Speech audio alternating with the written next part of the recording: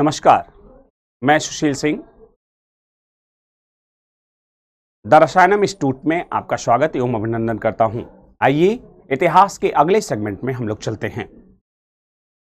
आज हम लोग गुप्त काल, कल चर्चा हो चुकी है। आज हम लोग गुप्तोत्तर काल में हर्षवर्धन को देखेंगे।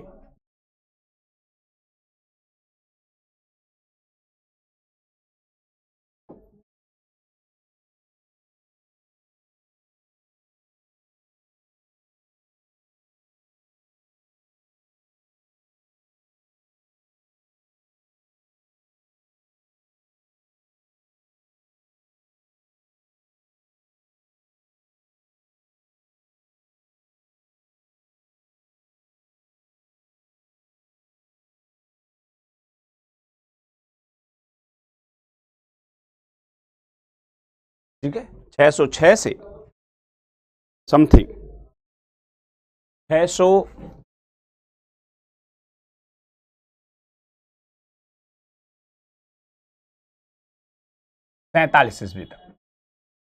ठीक है, हर्षवर्धन। तो आइए देखते हैं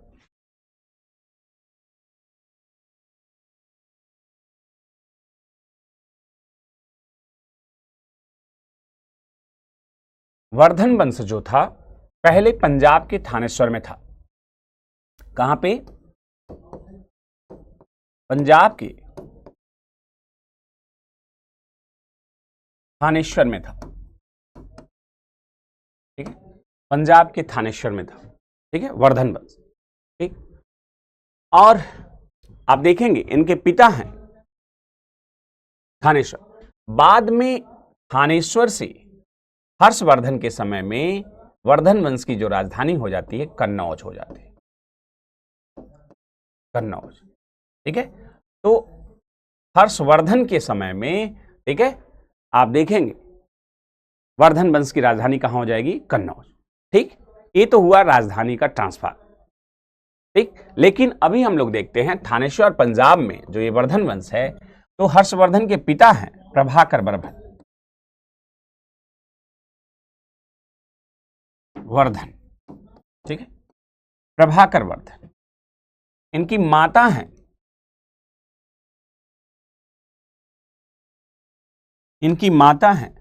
यशोमती।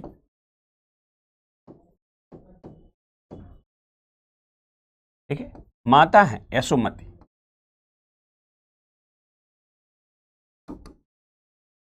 ठीक है, माता पिता हैं, ठीक है, यशोमती। इनसे जो संतान उत्पन्न हो रही है, ठीक है, वो आप देखेंगे 3 संतानें उत्पन्न हुई। पहली है राजश्री, फिर है राज्यवर्धन,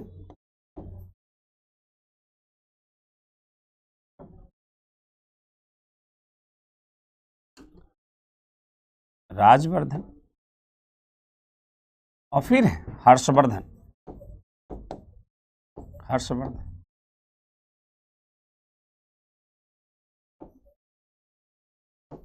राजश्री, राजवर्धन और हर्षवर्धन, ये 3 संतानें उत्पन्न होती हैं। ठीक है, और आपको एक चीज ये देखना है कि राजश्री का जो विवाह होता है यही कन्नौज के आसपास एक था मौखरी वंश।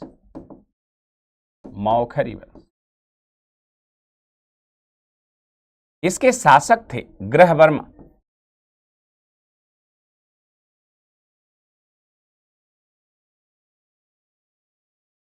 ठीक है, ग्रहवर्मा।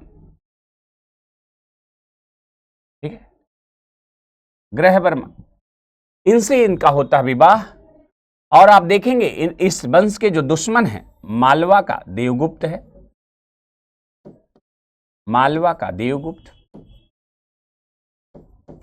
गुप्त, तथा बंगाल में आप देखेंगे गौड़ वंशी शासक है, शशांक। ये दोनों जो है, ठीक है, ये दोनों हर्षवर्धन के दुश्मन के तौर पे देखे जाएंगे। दुश्मन देश के रूप में, मतलब राज्य के रूप में देखे जाएंगे।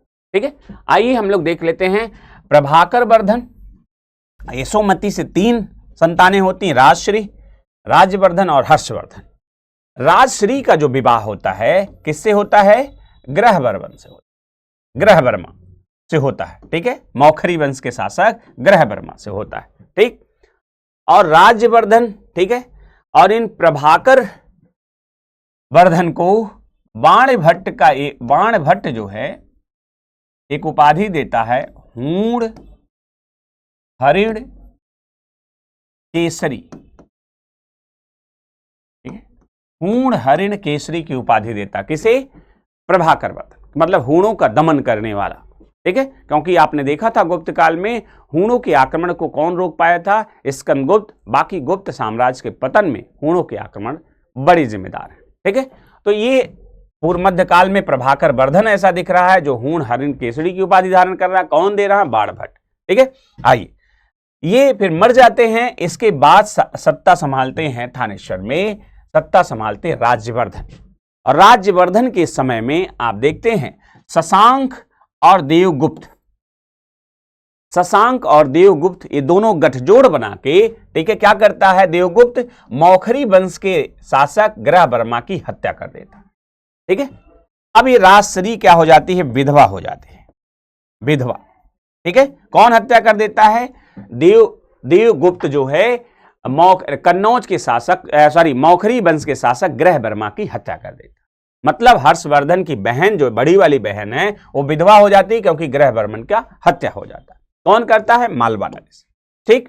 चलिए, इसके बाद आप देखते हैं कि बाद में देवगुप्त और गौड़वंशी शासक दोनों मिलके राज्यवर्धन जो यहां का शासक था, राज्यवर्धन पे अटैक करके राज्यवर्धन को पराजित करके मार देते हैं, ठीक है। राज्यवर्धन की मृत्यु हो जाती है, जिससे आप देखेंगे अगला जो शासक बनता है वो है हर्षवर्धन, ठीक। हर्षवर्धन के समय की स्थिति क्या है? इसके 2 दुश्मन हैं, शशांक और देवगुप्त, ठीक है। इन दोनों को पराजित करना। तीसरा क्या है? इनकी बहन जो है अपमानित होके आप देखेंगे इसी विंध्यन के जंगलों में ये चली जाती है। और सीन ये होता है कि ये जो है आग्नि जला के उसमें जो है अपने आप को सती होने जाते हैं, ठीक है, सती होने जाती है। तो ऐसी कुछ स्थिति है। ऐसी स्थिति के स्थिति में हर्षवर्धन शासक बनता है। आई हर्षवर्धन,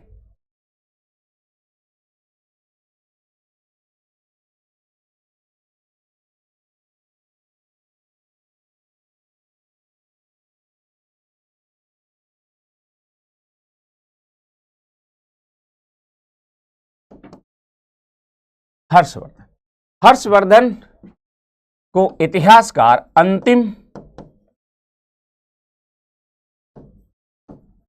महान हिंदू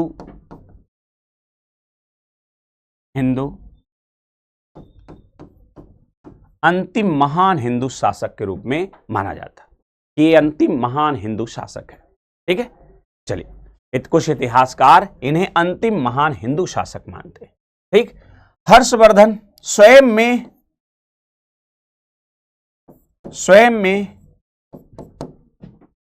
विद्वान शासक है, विद्वान शासक है, ठीक है। हाँ, हर्षवर्धन जब गद्दी पे बैठता है, थोड़ा राजनीतिक प्लेटफॉर्म भी देख लें, फिर सांस्कृतिक एरिया की तरफ बढ़ते हैं, तो आप देखते हैं कि हर्षवर्धन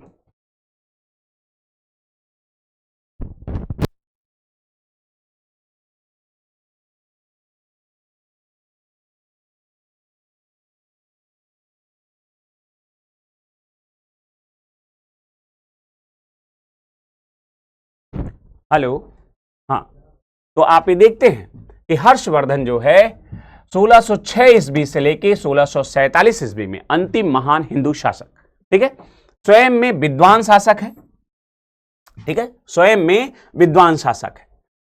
अब इसकी स्थिति क्या है? देखिए, हर्षवर्धन क्या होता है, फिर अपनी इसकी बहन मारी जाती है यहां पे, और इसने अपनी राजधानी को कहां बनाया? कन्नौज में बना लिया। हर्षवर्धन की राजधानी क्या हो जाती है? कन्नौज, ठीक है। अब हर्षवर्धन अपनी राजधानी जो है धानी कन्नौज को बनाता है, ठीक है। दूसरे, इसकी बहन जो है राजश्री, वो है विंध्यन वाले जंगलों में। ठीक है, विंध्यन वाले जंगलों में राजश्री जो है विंध्यन वाले जंगलों में है। ठीक है, और सती होने जा रही। इसका एक मित्र है दिवाकर, बौद्ध भिक्षु है दिवाकर, बौद्ध धर्म का अनुयायी है।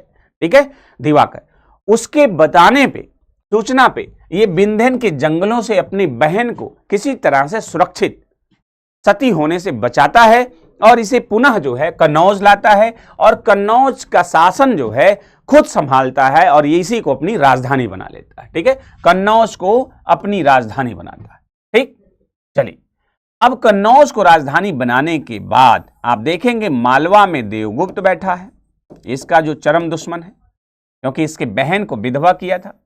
और आप देखते हैं गौर नरेश जो है शशांक यहां पे है, शशांक। ठीक है, गौर नरेश जो है शशांक, शशांक। ठीक है, यहां पे अब जो हर्षवर्धन है उसके ये दो बड़े दुश्मन हैं। हर्षवर्धन क्या करता है, हर्षवर्धन मालवा के नरेश को युद्ध में देवगुप्त को मार डालता है। ठीक है, मालवा पे कब्जा कर लेता है और शशांक को भी पराजित करके मार डालता है और अपने साम्राज्य की जो सीमा है वो इस तरह से उत्तर भारत में कश्मीर को छोड़ के बाकी ये पूरा एरिया उत्तर भारत इसके कब्जे में आ जाता है। ये कहा जा सकता है अंतिम महान हिंदू शासक, महान हिंदू शासक इसे कहा जा सकता है, जिसने अपने साम्राज्य को नर्मदा नदी से लेकर बंगाल से होते हुए पूरे उत्तर भारत पे इसका एकाधिकार हो जाता है। ठीक है, तो ऐसी अव्यवस्थाओं के बीच जो है ये शौर्य का प्रदर्शन करता है और पूरे साम्राज्य में स्थिरता कायम करता है। अब ऐसे स्थिरता की स्थिति में आगे हम लोग सांस्कृतिक इवेंट देखते हैं। तो ये स्वयं में कैसा था, विद्वान शासक, विद्वान शासक था। इसकी कुछ अपनी रचनाएं थी, जैसे नागानंद,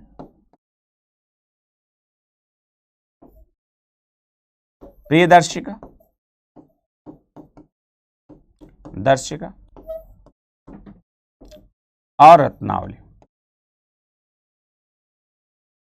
रत्नावली। ठीक है, तो नागानंद, प्रियदर्शिका और रत्नावली, ठीक है, इसकी कुछ प्रिय मतलब इसकी रचनाएं हैं। कुछ विद्वान इसे धावक की रचना मानते हैं, बट इनका नाम जुड़ा हुआ है, तो ये हर्षवर्धन की रचना है, वर्धन की रचना है, नागानंद, प्रियदर्शिका, रत्नावली। यहां आपको सावधान ये होना होगा कि इन तीन रचनाओं में एक रचना मिलेगी हर्षचरित्र। तीन रचनाओं के साथ विकल्प में एक और रचना ऐड की जाएगी, हर्षचरित्र, और पूछा जाएगा इनमें से कौन सी रचना हर्षवर्धन की नहीं। तो हर्षचरित्र ध्यान रखिएगा, ये स्वयं में विद्वान था और इसके दरबार में जो विद्वान थे वो प्रमुख विद्वान थे बाणभट्ट, बाणभट्ट। ठीक है, और बाणभट्ट की दो रचनाएं हैं, कादंबरी और हर्षचरित्र, हर्षचरित्र। ठीक है, तो बाणभट्ट की दो रचनाएं हैं, कादंबरी और हर्षचरित्र, और इसी हर्षवर्धन में हर्षचरित्र लिख के पूछेगा कि इसमें कौन हर्षवर्धन की रचना नहीं। ठीक है, इन चीजों को आप ध्यान रखिएगा। ठीक है, और भी यहां पे दरबारी हैं, मातंग दिवाकर भी हैं। ठीक, मातंग हैं, दिवाकर भी इसके, लेकिन आपके परीक्षा के हिसाब से बाणभट्ट। और बाणभट्ट ने एक कथन यहां पे कहा है, क्योंकि इसने जो है सती प्रथा को आत्महत्या कहा, प्रथा को आत्महत्या कहा, हत्या कहा,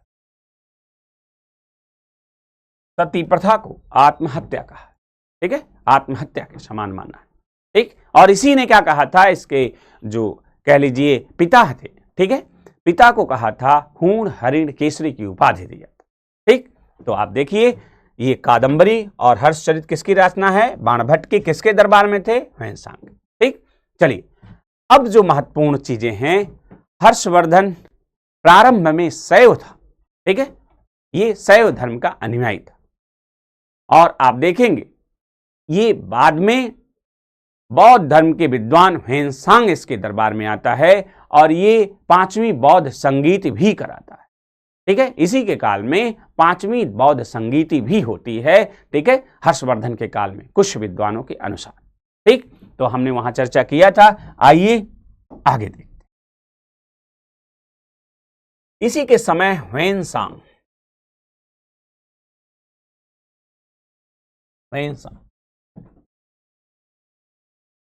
लगभग 629 ईस्वी से लेकर 644 ईस्वी तक भारत आता है। कौन आता है? ह्वेनसांग। इसकी पुस्तक क्या है भैया? ह्वेनसांग, इसकी पुस्तक है सी यू की। इसकी पुस्तक क्या है? सी यू की। ठीक, इसे क्या कहा जाता है? इसे यात्रियों का राजकुमार कहा जाता है।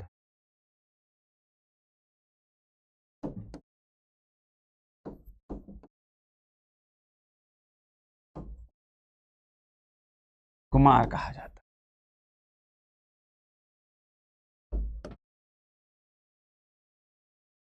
यात्रियों का राजकुमार कहा जाता है। ठीक है, किसको? ह्वेनसांग को। ये भारत में यह 2 बार लूटा, 2 बार लूटा या लूटा गया, लूटा गया। और ये कहता है कि भारत की स्थल और थल मार्ग सुरक्षित नहीं है।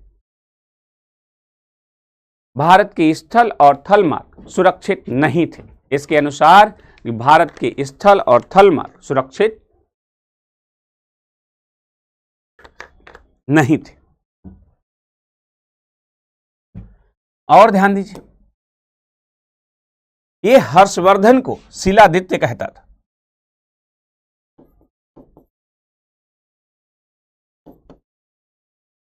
हर्षवर्धन को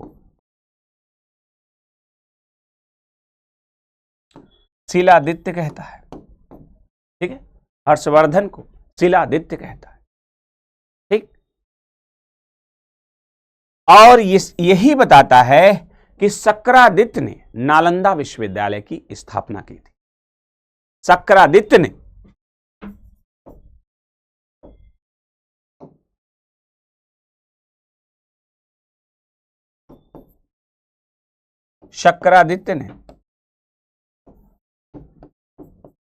नालंदा विश्वविद्यालय की स्थापना की थी।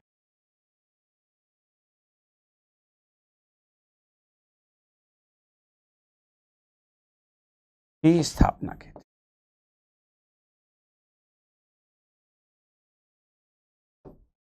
थी। ठीक है, आइए अब ये देखिए कि हर्षवर्धन जो है इस समय के, मतलब आप समझ लें कि 600 से लेके और 650 के दौर की भारत की तस्वीर प्रस्तुत करता है। ठीक है, सीयूकी के माध्यम से। तो आप ये देखेंगे, ये कहता है, इसने कहा शूद्रों को कृषक कहा, शूद्रों को कृषक कहता है। और शूद्रों को आर्य किसने कहा था? कौटिल्य ने। और शूद्र शब्द की पहली बार चर्चा कहां मिलती है? तो ऋग्वेद के 10वें मंडल में पुरुष सूक्त में पहली बार शूद्र शब्द की चर्चा मिलती।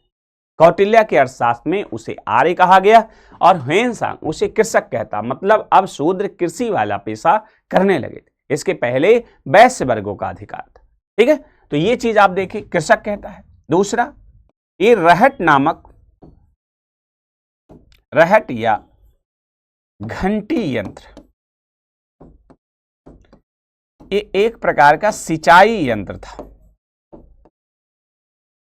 सिंचाई यंत्र, घंटी या रहट नामक सिंचाई यंत्र की चर्चा करता है, विज्ञान अगर प्रौद्योगिकी के बारे में कहा जाए तो।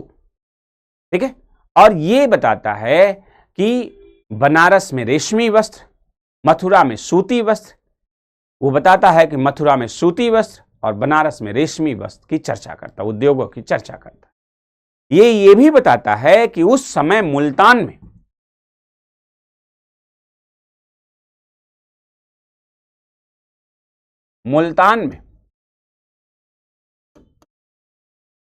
सूर्य मंदिर का उल्लेख करता है। मुल्तान में सूर्य मंदिर का उल्लेख करता है।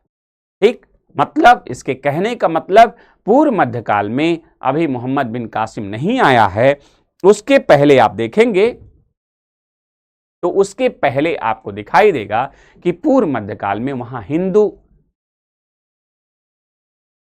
शाही राजवंश है और वो जो है वहां पे सूर्य मंदिर या हिंदुओं का क्षेत्र माना जा रहा है। ठीक है, ये सब मुल्तान वगैरह। ठीक है, ये थानेश्वर की भी चर्चा करता है। ठीक है, तो इन सब चीजों की ये रूपरेखा देता है, उनके बारे में जानकारी बताता है। ठीक है, और आप देखेंगे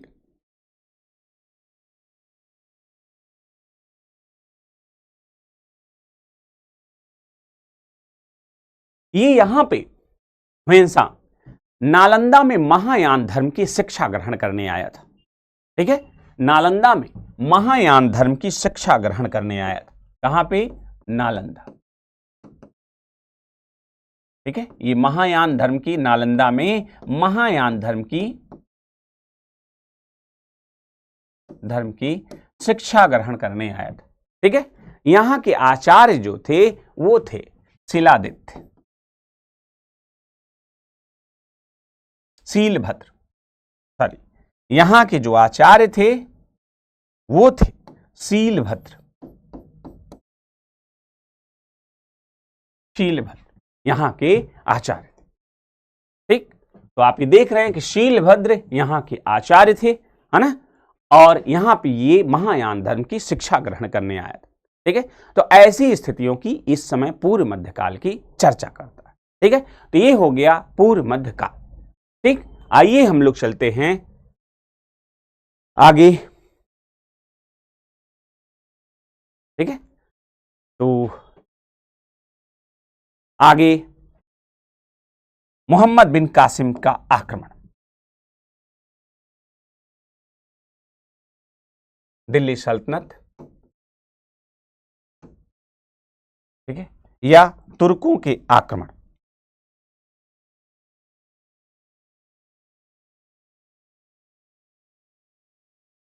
भारत पर तुर्कों का आक्रमण या मुस्लिमों का आक्रमण।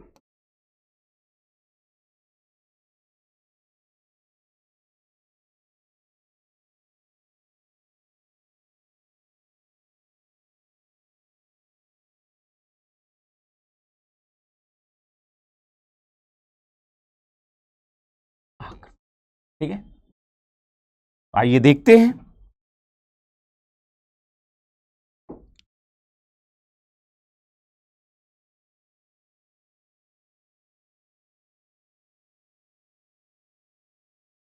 सात सौ 12 ईस्वी में मोहम्मद बिन कासिम,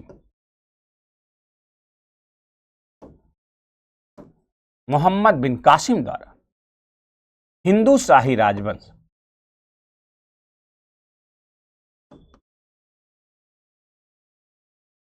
वंश के शासक दाहिर, ये ब्राह्मण थे। ठीक है, दाहिर पर अटैक करता है और दाहिर को रोवर के युद्ध में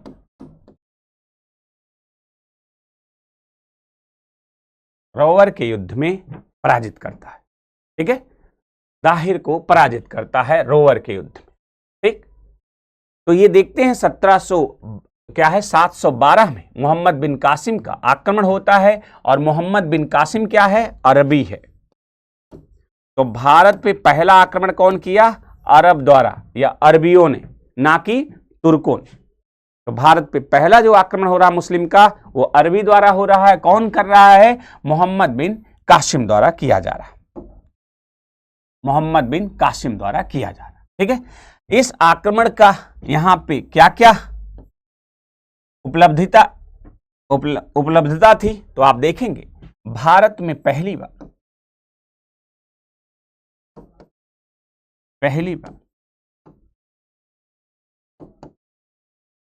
जजिया कर लगा। कौन लगाता है? मोहम्मद बिन कासिम। कहां पे? सिंध में। दूसरा, दिरहम नामक दिरहम नामक सोने का सिक्का चलाता है। सोने का सिक्का चला, तो आप देखेंगे सोने का सिक्का चलाता। फिर आप देखेंगे भारत से ब्रह्म सिद्धांति का,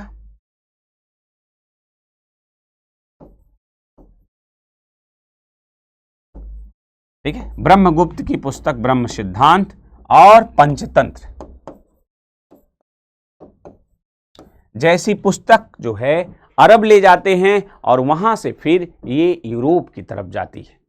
अभी तक जो आप देखते हैं पंचतंत्र, ये पुस्तक 40 अंग्रेजी भाषाओं में या 40 विदेशी भाषाओं में अनुवादित हो चुकी है। ये भारत की एकमात्र ऐसी पुस्तक है जो सबसे ज्यादा विदेशी भाषाओं में अनुवादित हो चुकी है, ठीक है। और ब्रह्म सिद्धांत क्या था? इसी में था न्यूटन का गुरुत्वाकर्षण नियम, ठीक है। अब इससे फारस, और फारस के बाद आप जाएंगे देखेंगे फारस होते हुए या अरब होते हुए ये पहुंचेगी यूरोप के साइड, ठीक है। और बाद में गुरुत्वाकर्षण का नियम का सिद्धांत आएगा और तमाम प्रकार के सिद्धांत आएंगे, ठीक है। और विष्णु शर्मा का जो पंचतंत्र है, ठीक है, इसका 40 से अधिक भाषाओं में अनुवाद हुआ, ठीक है। तो ये चीज गया। भारत को क्या सीख मिली? तो भारत खजूर पालन और ऊंट पालन से भारत परिचित होता है, ठीक है। ऊंट पालन से भारत परिचित होता है, ठीक है। तो तुर्कों के आक्रमण के साथ भारत की उपलब्धता रही कि भारत में खजूर पालन और ऊंट पालन से परिचित होता। भारत से ब्रह्म सिद्धांत का पंचतंत्र भारत जाता है और पहली बार सिंध पे मोहम्मद बिन कासिम द्वारा जजिया लगाया जाता है और दिरहम नामक सोने का सिक्का चला, ठीक है। तो आज हम लोग यहीं तक, ठीक है। कल से फिर तुर्कों के आक्रमण के साथ भी दिल्ली सल्तनत की शुरुआत की जाएगी। धन्यवाद।